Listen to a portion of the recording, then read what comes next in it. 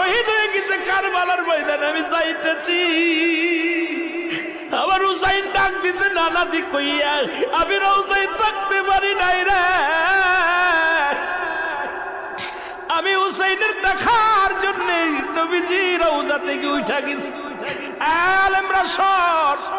ইবনে আব্বাস বলে, আমি স্বপ্নের মধ্যে দেখেছিলাম আমার রাসূল ডাক দে বলে, মক্কা মদিনার মানুষেরা রে আর ঘুমাস না, আর তোরা ঘরের মধ্যে থাকিস না। আমি নবী রওজায় ঘুমাইতে পারি নাই, কান্না সহ্য করতে পারি নাই।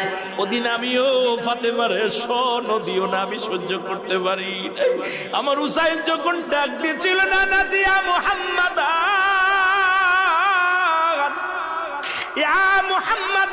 যেদিন ডাক দিয়েছিল রে, সেদিন আমি নবী রওজা থেকে পাগলের মতো উঠে কারবালা পর্যন্ত চলে গিয়েছিলাম।